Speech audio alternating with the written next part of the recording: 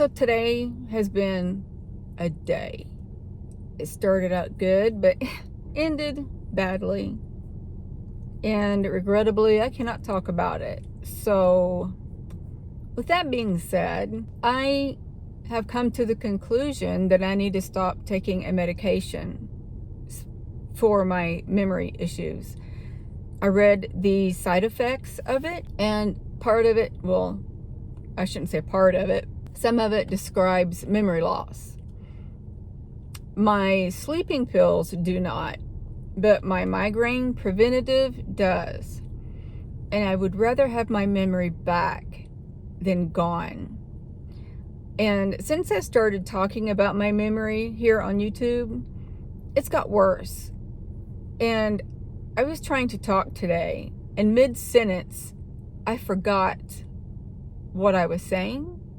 I forgot where my conversation was going, the outcome, you name it. And it was not good. It wasn't pleasant. It was embarrassing. I'm only 55, and this is not normal. I'm not ready for these migraines that I feel, because a lot of them they're over 2 weeks long. And I know when I stop this medicine, I'm trying not to cry. When I stop this medicine, they're going to come back full force. So there has to be another way to help my migraines than this medication. My migraines are pretty severe, and that's why I'm trying not to cry. They're bad. They're really bad. And the only relief I get from the migraine is sleep. But in the most severe stage, when I roll over, I wake up because my head hurts so bad. I cannot put my teeth together because that hurts. Breathing hurts. That sounds silly, but you really just don't know how noisy you breathe. Even though it's quiet to you, you're used to it. You're used to that, and you're used to your blood flow. Your blood flowing through your body makes a noise. Because when it stops, you're fully aware of the silence that is around you. And how do I know that? Well, my star family, when they mess around with my heart, doing whatever they're doing, when it stops beating, I can hear my blood stop being noisy. It's hard to describe it. But yes, your heartbeat is a noise. The electricity going through your body because of that is a noise. And I don't know if electricity is the right word to describe it, but in your ears, inside your ears are blood vessels. Inside your ears are eardrums.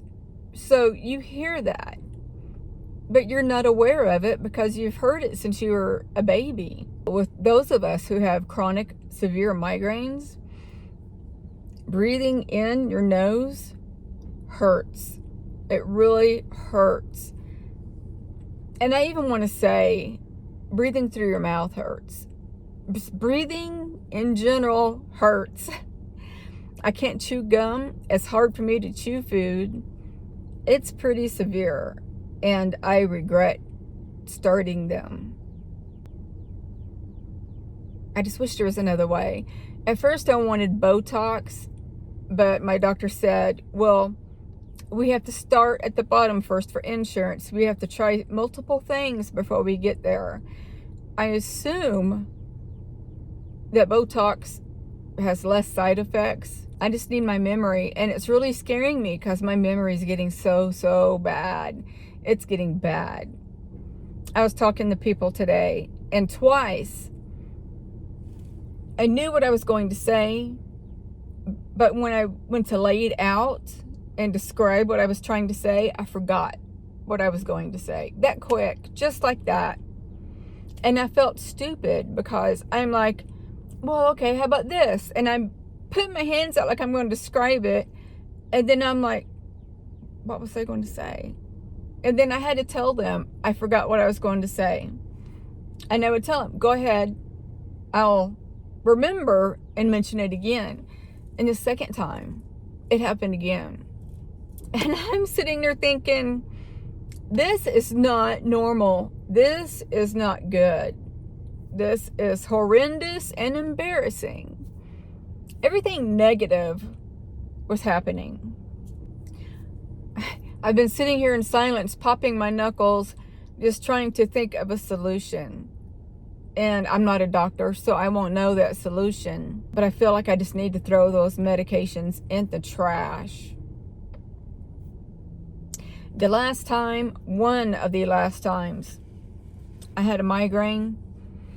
I thought it was my neck injury that I had got in 2001 in a car accident. And I remember for 2 straight weeks, my head was killing me. I did a video on this too. I mean, I just couldn't take no more.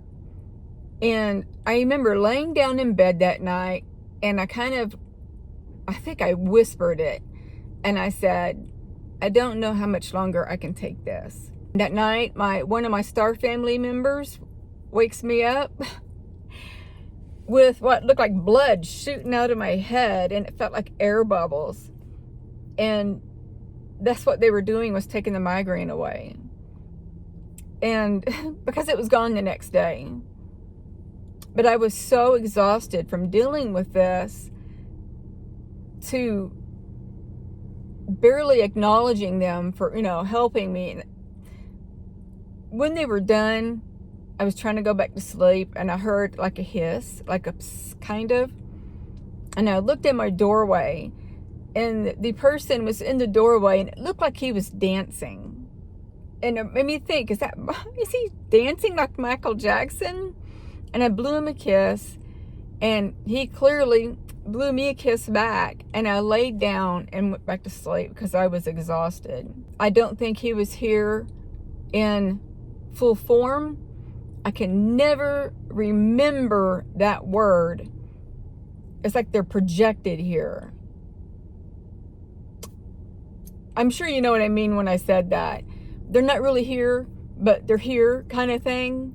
It's the best way I can explain it. But the next day I woke up and I didn't have a migraine, but I knew I had to get to the doctor. And that was the first time, I think it was the first time, I might be wrong, that I was put on the migraine preventative. The second time, I don't think I asked for help because I felt guilty, but I had migraine for 2 weeks.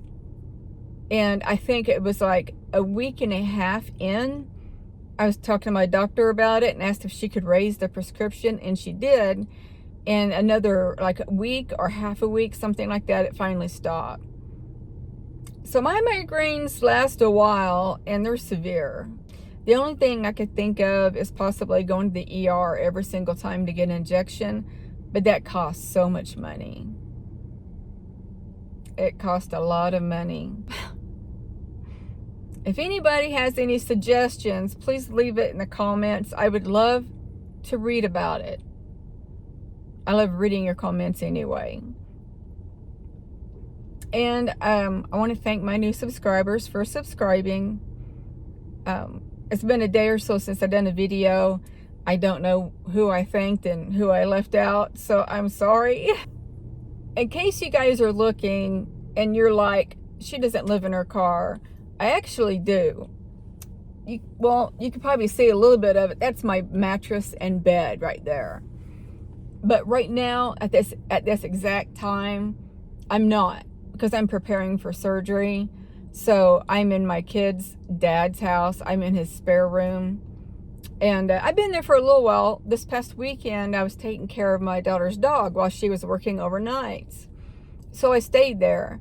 And it so happens that next week I go in for surgery. So her dad is like, just stay here and spend the night, or stay here until after surgery. But after that, I'll be back living in the Durango. And I really hope that I can maneuver in this truck with a freshly hip being surgical on.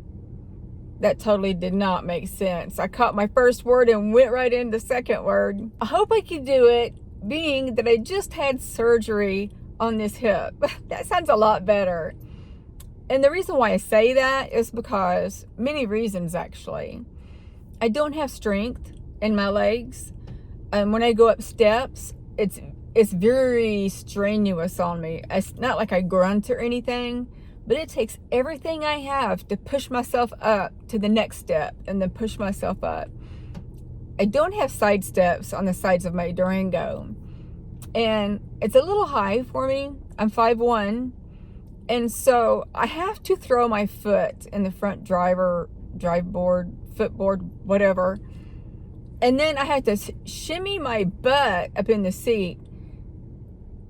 The butt that I will be having surgery on, I should say that hip, but it is attached to my gluteus maximus, kind of, because it all works in tandem in that area. So I'm hoping to get side steps before I have to do that, but still it'll be a tad bit difficult. Second, that's my pivoting leg. At night, I push my seat all the way back, and then I grab the headboard as I'm twisting around, and then I have to kind of push myself up on my right leg, on my right knee. That again is my surgery side. That part is going to be painful.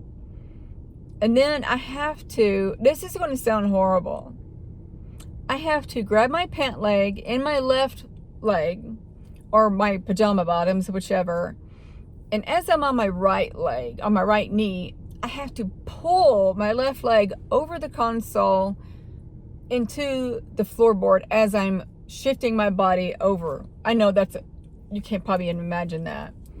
That part is not bad at all. But, and then crawling on my knees in there, I don't want to even imagine what that's going to feel like. But I know if I take it slow and steady, I'll be okay. But I refuse to get out of the Durango and put, window coverings on and everything.